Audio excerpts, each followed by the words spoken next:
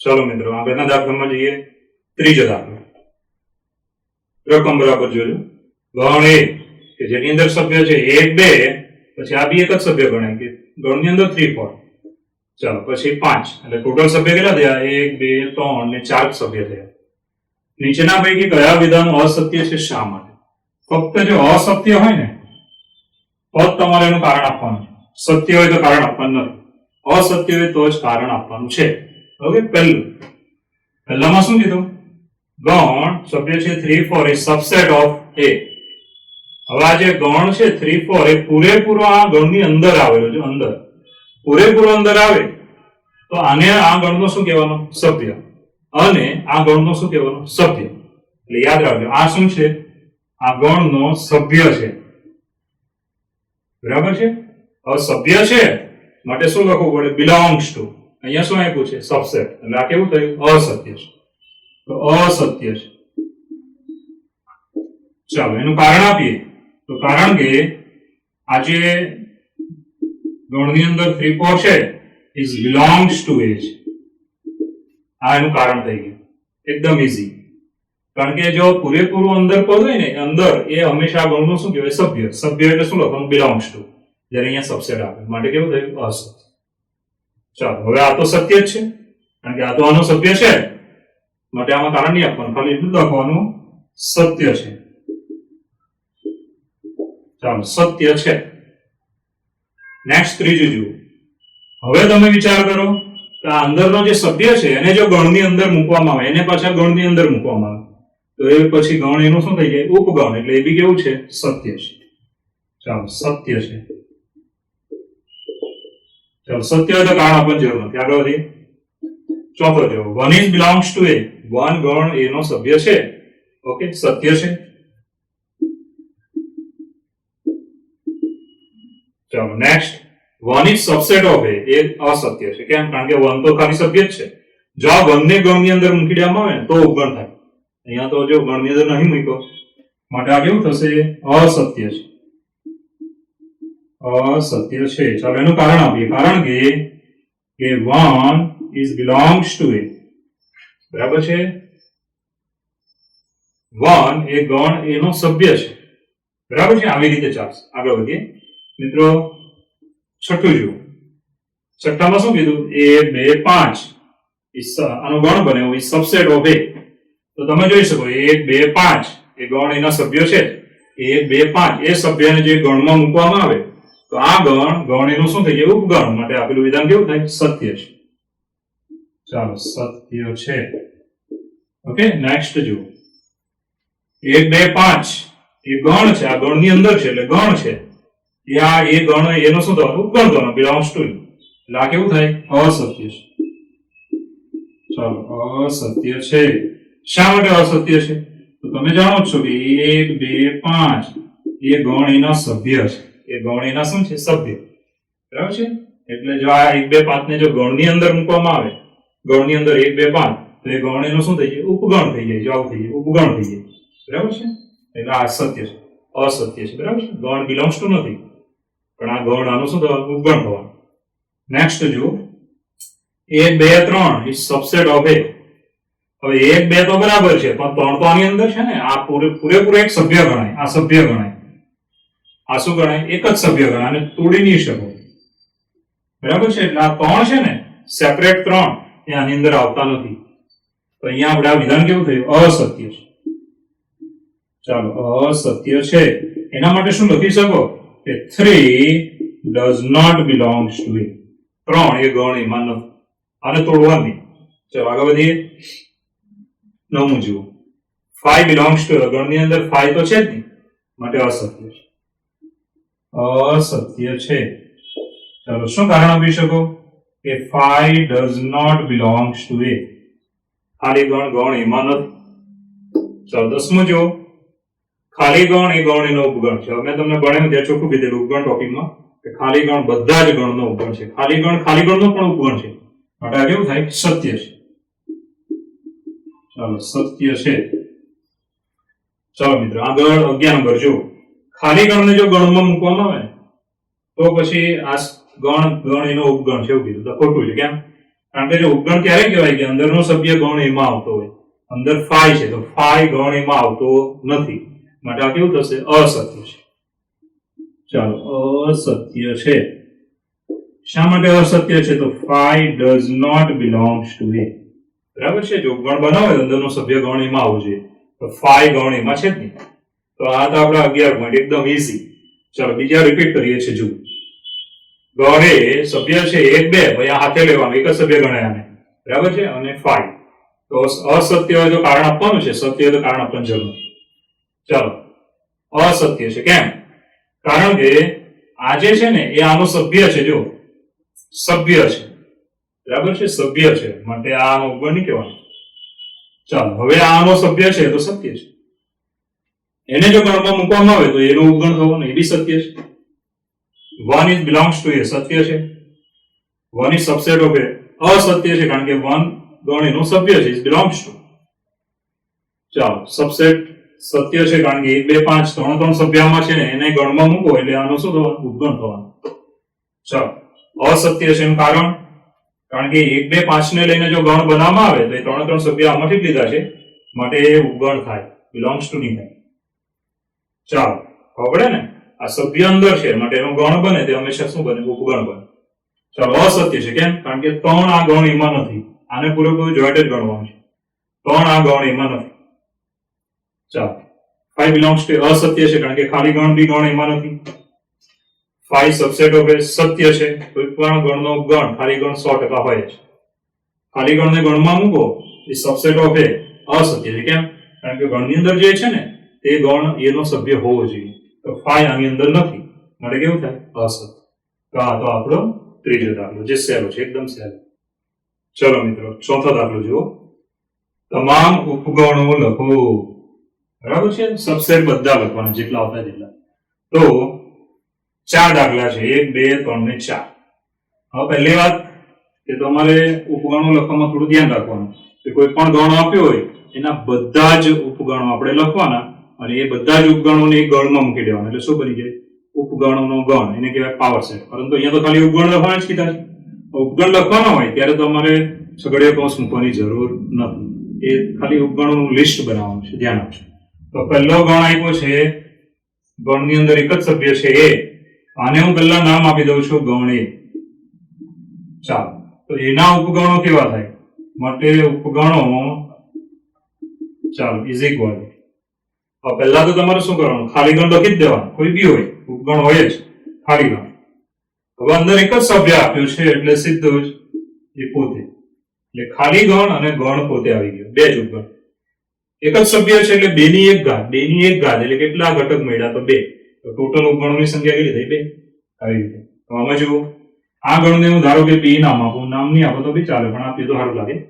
તો આના ઉપગણો કેટલા આવશે? જુઓ, ઉપગણો તો પહેલો કયો લખી દેવાનો? ખાલી ગણ તો લખી જ દેવાનો, બરાબર છે? હવે એક એક સભ્ય લેવાનો, એક એક સભ્ય. ચાલો, પહેલા એ, ચાલો પછી બી, બરાબર છે? હવે બંને સભ્ય લેવાનું, તો એ બી. આવી રીતે પહેલા ખાલી ગણ લખવાનો, એનો ઉપગણ 100% હોય. પછી એક સભ્ય લઈને ગણ બનાવો તો બી ઉપગણ હોય, બીજો સભ્ય લઈને ગણ બનાવો તો બી ઉપગણ હોય, ને બંને સભ્ય લઈને ગણ બનાવો તો બી ઉપગણ હોય. ગણ પોતે પોતાનો ઉપગણ હોય. ઓકે, ચાલો નેક્સ્ટ ત્રીજો જુઓ, નામ આપી દઈશું સી. તો આના ઉપગણો કેવા આવશે? ધ્યાન આપજો. આના ઉપગણો આવશે, ચાલો પહેલો કયો લખવાનો? ખાલી ગણ. પછી એક સભ્ય લેવાનો, બીજો સભ્ય લેવાનો, એક એક સભ્ય લેતા જવાના, ત્રીજો સભ્ય લેવાનો, બરાબર છે? હવે બે સભ્ય લઈશું, 1 2, પછી 1 3, ચાલો પછી લઈશું 2 3, અને પછી 3 3 સભ્ય, 1 2 3. આવી રીતે જોઈ લો. આ કેટલા ઘટક છે? કેટલા સભ્યો છે? 3, એટલે 2 ની 3 ઘાત 8 થવા જોઈએ. 1 2 3 4 5 6 7 8. ઓકે, ખાલી ગણ લખવાનું, પછી એક એક સભ્ય લઈને ગણ બનાવો, 1 2 3. બે સભ્ય લઈને ગણ બનાવો, 1 2 1 3 2 3. પછી આમ રિવર્સ નહીં આવવાનું, ધ્યાન આપજો. 1 2 1 3 2 3, એક જ બાજુ જવાનું. પછી 3 સભ્ય લઈને ગણ બનાવો, તો ટોટલ કેટલા થયા? 2 ની 3 ઘાત, 2 ની 3 ઘાત એટલે કેટલા થાય? 8 સભ્યો થાય. તો ટોટલ ઉપગણો આપણને મળ્યા 8. ઓકે, ચાલો ખાલી ગણ. હવે ખાલી ગણ છે એને એક જ ઉપગણ હોય, ખાલી ગણ પોતે જ. તો જરા ધ્યાન આપજો. ચાલો આ ગણને હું નામ આપી દઈશ ડી. તો આના ઉપગણો કયા છે? તો ઉપગણો બરાબર આવશે, ધ્યાન આપજો. ઉપગણો એક જ આવે, ખાલી ગણ પોતે. ખાલી ગણ પોતે, ખાસ ધ્યાન આપજો. ખાલી ગણ પોતે. ઓકે, તો એકદમ ઈઝી દાખલો છે. ફરી વાર જોઈ લો. તમામ ઉપગણો લો, ખાલી ઉપગણો જ લખવાનું છે. ચાલો, એક જ સભ્ય છે ખાલી ગણ અને એક સભ્ય વાળો ગણ પોતે. બે સભ્ય છે, ટોટલ આવે 4. ખાલી ગણ એ બી એ બી. 3 સભ્ય છે, 2 ની 3 ઘાત, 8 સભ્ય આવે. 2 ની 3 ઘાત એટલે કેટલા સભ્ય? 8. ખાલી ગણ 1 2 3 1 2 1 3 2 3 1 2 3. ચોથો ખાલી ગણ. તો ખાલી ગણ નો ઉપગણ એક જ ઉપગણ આવે, ખાલી ગણ પોતે જ. બરાબર છે? તો એકદમ ઈઝી દાખલો છે. ચલો મિત્રો, પાંચમો દાખલો. જો a બરાબર ખાલી ગણ હોય તો પાવર સેટ ઓફ a ને કેટલા ઘટકો હશે? પાવર સેટ એટલે તમને યાદ હશે કે કોઈ પણ ગણનો ઘાત ગણ. પાવર સેટ ને અંગ્રેજીમાં આપણે અંગ્રેજીમાંથી ગુજરાતીમાં લઈ જઈએ તો શું થાય? ઘાત ગણ. તો ઘાત ગણ એટલે શું? આપેલા ગણના બધા જ ઉપગણો અને એનો શું બની નાખવાનો? ગણ. તો બધા ઉપગણોને ગણની અંદર મૂકી દેવાના, એટલે જે બન્યું તેને કહેવાય પાવર સેટ. તો પાવર સેટને કેટલા ઘટકો હશે? તો જેટલા ઉપગણો હોય ને, બરાબર છે, એટલા જ ઘટક આની અંદર આવે.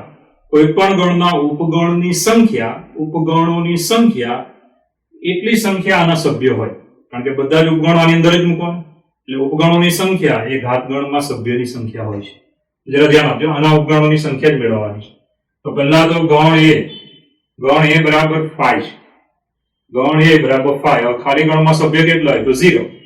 તો ગણ એ બરાબર છે 5. ખાલી ગણને આપણે આમ પણ લખી શકીએ, ખાલી ગણ છે માટે ગણ એમાં સભ્ય સંખ્યા થાય નંબર ઓફ a બરાબર 0. ગણ એની સભ્ય સંખ્યા, ગુજરાતીમાં ગણ એની સભ્ય સંખ્યા, અંદર કોઈ સભ્ય છે જ નહીં, 0. માટે આના ઉપગણોની સંખ્યા આપણે લઈએ. ઉપગણોની સંખ્યા માટે a ના અથવા a માં એમ લખી શકો, a ના ઉપગણોની સંખ્યા બરાબર 2 ની 0 ઘાત. હવે 0 ઘાત અહીંયા જે હોય તે નંબર અહીંયા મૂકવાનો. 2 ની n ઘાત, 2 ની 0 ઘાત બરાબર કેટલા આવશે? 1. બરાબર છે? માટે જેટલા ગણોની સંખ્યા આવે ને એટલા જ સભ્યોમાં આવે. માટે પાવર સેટ ઓફ a, ધ્યાન આપજો, પાવર સેટ ઓફ a માં ઘટકોની સંખ્યા બરાબર 1. તો આપણો જવાબ થઈ ગયો. ઈઝી, એકદમ ઈઝી. કેટલા ઉપગણો મળે બસ તે જ આપણો જવાબ આવી જાય. કઈ રીતે? જુઓ, ગણ એ કેવો છે? ખાલી ગણ. ખાલી ગણ એટલે એની અંદર એક પણ સભ્ય નથી. તો ગણ એની સભ્ય સંખ્યા 0. હવે ગણ એના ઉપગણોની સંખ્યા શું આવે? ગણ એના ઉપગણોની સંખ્યા આવે 2 ની 0 ઘાત બરાબર 1. એક જ ઉપગણ મેળવો, ખાલી ગણ પોતે જ આવે. માટે પાવર સેટ ઓફ a, ગણ એના ઘાત ગણમાં સભ્ય સંખ્યા કેટલી? તો ગણ એના ઘાત ગણમાં ઘટકોની સંખ્યા, તો સભ્યની સંખ્યા જેટલા ઉપગણ આવ્યા તેટલા લખવાના. ઉપગણની સંખ્યા 1, તો આનો જવાબ 1 જ આવે. બરાબર છે? કારણ કે એના ઉપગણોનો ગણ એટલે ઘાત ગણ કહેવાય. આના ઉપગણો કેટલા આવ્યા? તો 1 જ આવ્યો. એક જ ઉપગણ આવે ને, ખાલી ગણનો ઉપગણ એક ખાલી ગણ પોતે જ હોય. એક જ સભ્ય આવ્યો માટે ઘાત ગણમાં પણ એક જ સભ્ય હોય. ઓકે, ચાલો નેક્સ્ટ છઠ્ઠો. એકદમ સહેલામાં સહેલો દાખલો. એક્ઝામમાં ભાઈ એમસીક્યુમાં પૂછે છઠ્ઠો દાખલો જુઓ. અંતરાલ સ્વરૂપે લખો. હવે તમે ભણ્યા અંતરાલ કયા છે? તો 4 પ્રકારના છે. સમૃદ્ધ અંતરાલ, બરાબર, વિવૃત અંતરાલ, સંવૃત વિવૃત અંતરાલ, વિવૃત સંવૃત અંતરાલ. યાદ કરજો. તો અહીંયા જુઓ, પહેલો x જ્યાં x belongs to r -4 less than x less than or equal 6. જો ખાલી લેસ ધેન હોય તો વિવૃત કરવાનું અને સાથે ઇક્વલ હોય તો સંવૃત કરવાનું. તો 4 જો વિવૃત છે અને 6 કેવું છે? સંવૃત. અને અંતરાલ સ્વરૂપે ફેરવીએ તો કેવું આવે? તો 4 વિવૃત એટલે કે વિવૃત -4 થી 6 કેવું છે? સંવૃત એટલે 6 સંવૃત. તો આપણો જવાબ આવી ગયો. કેટલો સહેલો દાખલો. અહીંયા જુઓ, તે મોડે કરવાની જરૂર નથી, સીધું જ આવી જાય. વિવૃત સંવૃત. ચલો આ બીજામાં જુઓ શું કીધું છે? x જ્યાં x belongs to r અને -12 less than x less than -10. આ બંનેમાં ખાલી લેસ ધેન છે એટલે બંને કેવા છે? વિવૃત. તો અહીંયા આવશે વિવૃત -12 થી -10 વિવૃત. વિવૃત -12 થી -10 વિવૃત આવી. ચાલો નેક્સ્ટ ત્રીજો જુઓ. x જ્યાં axis belongs to r 0 less than or equal x less than 7 equal આવે તો સંવૃત અને equal ન આવે તો વિવૃત અને આપણે આમ લખી શકાય ધ્યાન આપજો કે સંવૃત 0 થી 7 વિવૃત સંવૃત equal છે equal નથી એટલે વિવૃત ચાલો એ રીતે આમાં જુઓ સહેલામાં સહેલો શું આપ્યું છે x જ્યાં axis belongs to r અને 3 less than or equal x less than or equal 4 બંનેમાં equal છે એટલે બંને કેવા કરવાના સંવૃત તો આમાં આવશે અંતરાલ સ્વરૂપમાં ફેરવે તો સંવૃત 3 થી 4 સંવૃત equal છે માટે બંને કેવા કરવાના સંવૃત તો ફરી વાર જોઈ લો એકદમ ઈઝીમાં ઈઝી દાખલો ગણાય equal નથી એટલે વિવૃત equal છે એટલે સંવૃત equal નથી આમાં બી equal નથી એટલે બંને વિવૃત ચાલો equal છે સંવૃત equal નથી એટલે વિવૃત બંનેમાં સાથે equal આપ્યું છે અસમતાની સાથે equal બી આપેલું છે એટલે બંને અંતરાલ કેવા કરવાના સંવૃત બરાબર છે સંવૃત 3 થી 4 સંવૃત આવે તો એકદમ ઈઝી દાખલો ચાલો મિત્રો આગળ વધીએ સાતમો દાખલો જો ગુણધર્મની રીતે લખો ગુણધર્મની રીતે લખો ગુણધર્મની રીતે લખવાનું છે તમને 4 અંતરાલ આપેલા છે 4 અંતરાલ છે ધ્યાન આપજો ગુણધર્મની રીતે આપણે લખીએ તો શું આવે જો તો પહેલું જો વિવૃત અંતરાલ -3 થી 0 એ બી વિવૃત છે એટલે વિવૃત અંતરાલમાં -3 થી 0 તો આને ગુણધર્મની રીતે લખવું હોય તો કેવી રીતે લખાય તો આમ લખાય x જ્યાં axis belongs to r અને હવે વિવૃત અંતરાલ છે તો આવું લખવાનું કે -3 less than x less than 0 બરાબર છે x જ્યાં x વાસ્તવિક લેવાનો અને આ શરતનું પાલન કરવાનું કે -3 થી x મોટો 0 થી નાનો વિવૃત છે એટલે અહીંયા ઇક્વલ નહીં કરવાનું એકદમ ઈઝી થઈ ગયું બરાબર છે x જ્યાં axis belongs to r -3 less than x less than 0 ચાલો બીજો જુઓ હવે બીજામાં તમે જોઈ શકશો કે ભાઈ સંવૃત અંતરાલ છે સંવૃત એટલે ઇક્વલ કરવાનું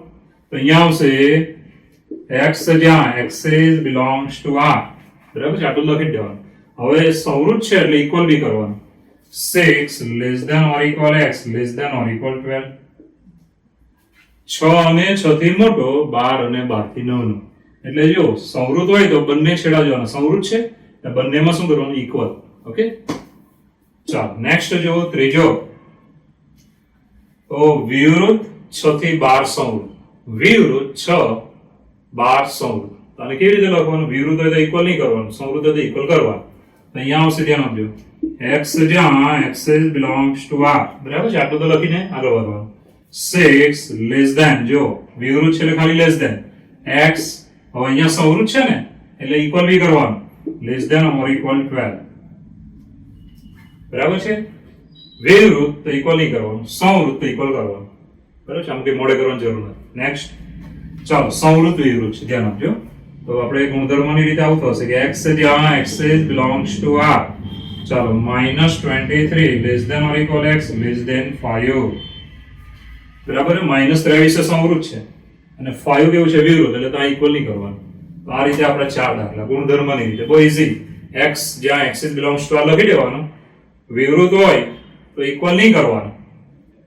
સંવૃત હોય તો ઇક્વલ કરવાનું દેખાય વિવૃત ઇક્વલ નહીં કરવાનું સંવૃત ઇક્વલ કરવાનું સંવૃત ઇક્વલ કરવાનું વિવૃત ઇક્વલ નહીં કરવાનું ધેટ્સ ઓલ આમાં કઈ મોડે કરવાની જરૂર નથી ચાલો નેક્સ્ટ જુઓ 8મો નીચેના વિધાનો માટે કયા ગણને સાર્વત્રિક ગણ તરીકે લેશો સાર્વત્રિક ગણ બરાબર છે કોઈ પણ ચોક્કસ ગુણધર્મ વાળો એક ગણ લઈએ અને એમાંથી જુદા જુદા ગણ જો તમે બનાવો તો બધા ગણ માટે આપેલા ગણને શું કહેવાય સાર્વત્રિક ગણ તો અહીંયા શું કીધું છે કાટકોણ ત્રિકોણનો ગણ સમદ્વિભુજ ત્રિકોણનો ગણ બરાબર જુદા જુદા ત્રિકોણ છે કાટકોણ સમદ્વિભુજ તો આપણે એક સમતલમાં આવેલા ત્રિકોણો લઈ લઈએ તો એમાં બધા પ્રકારના આવી જાય સમબાજુ આવી જાય કાટકોણ આવી જાય સમદ્વિ બાજુ આવી જાય વિષમ બાજુ આવી જાય બધા આવી જાય એટલે આપણે શું લેવાનું કોઈ એક સમતલમાં આવેલા ત્રિકોણનો ગણ એને આ બંને માટે શું કહી શકો સાર્વત્રિક ગણ તો આ બંને માટે એક કોમન સાર્વત્રિક ગણ આપણે લખી શકીએ સાર્વત્રિક ગણ કયો લઈ શકીએ તો એક જ ધ્યાન આપજો એક જ સમતલના અથવા સમતલમાં આવેલા ત્રિકોણનો ગણ બરાબર છે એક જ સમતલમાં આવેલા ત્રિકોણો એમાં કાટકોણ બી આવી જાય સમદ્વિભુજ પણ આવી જાય એટલે બધા ત્રિકોણ આવી જાય આ ગણને આપણે શું લઈ શકીએ એક જ સમતલમાં આવેલા ત્રિકોણનો ગણ એને શું લઈ શકીએ આ બંને માટે સાર્વત્રિક ચલો મિત્રો 9મો દાખલો ગણ એ 1 3 5 એનો સભ્ય છે. ગણ બી 2 4 6 સી 0 2 4 6 8 આપેલા ગણ છે. તો એ બે સી ગણ માટે નીચેનામાંથી કયા ગણને સાર્વત્રિક ગણ તરીકે લઈ શકાય? હવે સાર્વત્રિક ગણ એને કહેવાય કે જે ગણની અંદર આ બધાના સભ્ય અંદર હોવા જોઈએ. બરાબર છે? સાર્વત્રિક ગણમાંથી જ આ બધા ગણ બનેલા હોવા જોઈએ. બરાબર છે? તો સાર્વત્રિક ગણમાં આના બધા સભ્ય આવી જતો હોય તેવા આ ચાર ઓપ્શન તમને દેખાય, પહેલો, બીજો, ત્રીજો, ચોથો, એમાંથી કયા ગણમાં બધા સભ્ય આવે તે જોવાનું. તો 1 3 5 આમાં બી આવી જાય છે. આમાં તો આવે જ નહીં એટલે આ તો નીકળી જ ગયેલો છે. ચાલો આ નહીં આવે.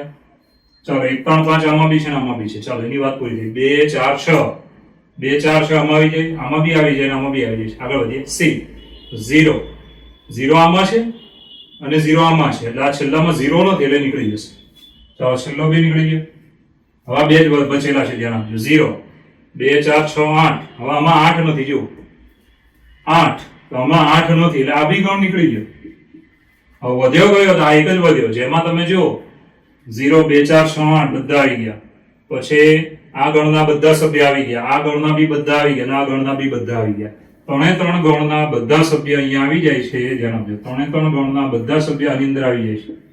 માટે જે આ ગણ છે એને તમે આપેલા ગણનો સાર્વત્રિક ગણ લઈ શકો છો. તો આપણે આવો જવાબ લખી શકાય. ધ્યાન આપજો, સાર્વત્રિક ગણ. ચાલો કયો ગણ લઈ શકો છો? તો 0 1 2 3 4 5 6 7 8 9 ને 10 આને તમે સાર્વત્રિક ગણ તરીકે લઈ શકો છો. બરાબર છે? આ 3 નંબર જે છે ધ્યાન આપજો, એને તમે લઈ શકો છો સાર્વત્રિક ગણ. યાદ રહી ગયું? એકદમ ઈઝી છે, બધા સભ્ય આવી જવા જોઈએ. ઓકે, ચાલો મિત્રો આગળ વધીએ. તો હવે થિયરીના પોઈન્ટ છે. બરાબર, આપણે મોઢે નથી કરવાના પણ સમજમાં રાખવાના છે. તો સૌપ્રથમ ગણ ક્રિયાઓ, કે ગણ હોય આપણી પાસે, 2 ગણ હોય, 3 ગણ હોય, ગમે તેટલા ગણ હોય, એની પર કેવી કેવી ક્રિયાઓ કરી શકાય. એમાં પહેલી છે યોગ ગણની વાત. ધ્યાન આપજો, એટલે કે આને કહેવાય યોગ ક્રિયા. યોગ ગણ અંગ્રેજીમાં કહેવાય યુનિયન સેટ.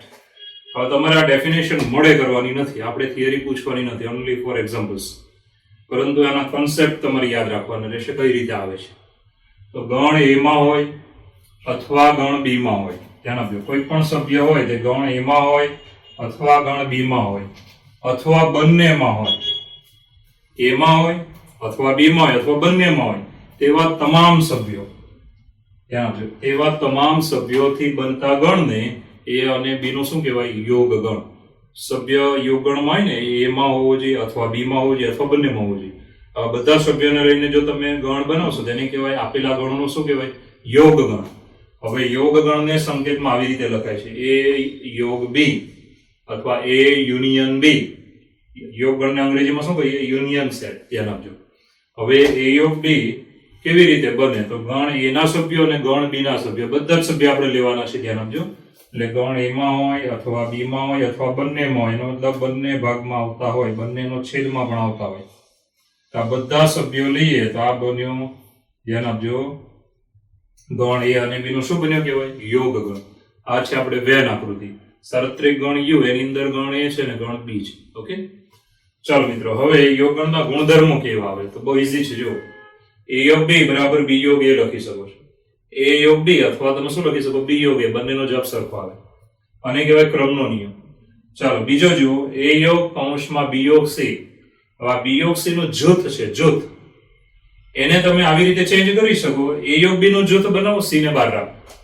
તો બધું યોગ છે. જો અંદર પણ યોગ છે, બહાર પણ યોગ છે, એટલે યોગ હોય બધું જ. એટલે આનો જવાબ આવે તેવો જે ડાબાનો જવાબ આવશે. એનો મતલબ ડાબા અને જબાનો જવાબ કેવા? અસમાન. જૂથ તમે બી અને સી નું બનાવો અથવા તમે એ અને બી નું બનાવો, જવાબ સરખા જ આવશે. આને કહેવાય જૂથનો નિયમ. જૂથ બદલાઈ જાય પરંતુ જવાબ બદલાશે નહીં. ચલો ત્રીજો, ખાલી ગણનો યોગ ગણ ગણ એ સાથે લઈએ તો ગણ એ પોતે આવે. આને કહેવાય એકમ ઘટક. એવું સમજવાનું કે એકમ ઘટકનું અસ્તિત્વ એ પોતે જ આવી જાય. તો ખાલી ગણનો યોગ ગણ ગણ સાથે લીધો તે ગણ પોતે જ આવે. ચાલો ગણ એનો યોગ ગણ યુ સાથે લેશો તો ગણ યુ આવશે. સાર્વત્રિક ગણ પોતે આવે, કારણ કે બધા સભ્ય લેવાના છે. ચાલો છેલ્લો, ગણ એ પોતે ને પોતે લેશો એ યોગ એ બરાબર એ આવે. અને કે સ્વયંઘાતી નિયમ, આઇડેમ્પોટેન્ટ લો. સ્વયંઘાતી નિયમ, આઇડેમ્પોટેન્ટ લો. બરાબર છે? સ્વયંઘાતી નિયમ. પોતે ને પોતે હોય ક્રિયામાં અને જવાબમાં પણ પોતે જ આવે છે. એ યોગ એ બરાબરી આવશે. આ છે થિયરીનો પોઈન્ટ મિત્રો. હવે આમાંથી તમારે કઈ ગોખવાનું નથી. સર્વ ગુણધર્મમાં ધ્યાન રાખજો ને યોગ એટલે શું એ યાદ રાખવાનું છે. ઓકે, બાકી આ વ્યાખ્યા મોઢે કરવાની નથી. ચલો મિત્રો, હવે આવે છે છેદગણ, ઇન્ટરસેક્શન સેટ. બરાબર છે, ઇન્ટરસેક્શન એટલે છેદ. તો ગણ એ અને બી બંનેમાં હોય, ધ્યાન આપજો, ગણ એ અને બી બંનેમાં હોય તેવા તમામ સભ્યોથી બનતા ગણને એ અને બી નું શું કહેવાય? છેદગણ. ગણ એમાં પણ હોવો જોઈએ, ગણ બી માં પણ હોવો જોઈએ. આવા જે સભ્યો હોય ને કે આમાં પણ હોય ને આમાં પણ હોય, તેનો એક ગણ બનાવો. તો આવા ગણને કહેવાય એ અને બી નો શું કહેવાય? છેદગણ. સંકેતમાં લખાય એ છેદ બી અથવા એ ઇન્ટરસેક્શન બી. ઓકે, આકૃતિમાં જુઓ તો સાર્વત્રિક ગણ, ગણ એ, ગણ બી, હવે બંનેનો છેદગણ કયો ભાગ આવશે? તો બંનેનો છેદગણ આવશે આ ભાગ. આ જે બંનેમાં હોય તેવા સભ્યો છે, આમાં ધ્યાન આપજો, બંનેમાં હોય. આ ભાગ એવો છે કે ગણ એમાં પણ છે અને ગણ બી માં પણ છે. ચાલો, એના ગુણધર્મો જે આપણે હમણાં યોગમાં છે તેવા છેદમાં આવશે. એ છેદ બે બરાબર બી છેદ એ, ક્રમનો નિયમ તમે ફેરવી શકો છો. એ છેદ કૌંસમાં બી છેદ સી બરાબર એ છેદ બી કૌંસમાં તો છેદ સી. એટલે જૂથનો નિયમ, જૂથ બદલાય તો પણ જવાબ નહીં બદલાય. એ છેદ ફાઈ બરાબર ફાઈ આવે. ખાલી ગણ સાથે ગમે તે ગણનો છેદ ગણ એટલે ખાલી ગણ જ આવે. એ છેદ યુ એટલે એ આવશે. સ્વયંઘાતી નિયમ, સોરી, એકમ ઘટકનું અસ્તિત્વ. પછી છેલ્લો સ્વયંઘાતી નિયમ, એ છેદ એ બરાબર એ, પોતે ને પોતે હોય, જવાબમાં પણ પોતે જ હોય. તો આ થયા આપણા 5 ગુણધર્મો. ઈઝી છે. ક્રમનો નિયમ, જૂથનો નિયમ છે, પછી ખાલી ગણ જવાબમાં આવે છે, બરાબર છે. પછી એકમ ઘટક એટલે યુ સાથે જો છેદ ગણ લે તો ગણ એ પોતે આવે છે એટલે યુ તટસ્થ ઘટક થઈ ગયો.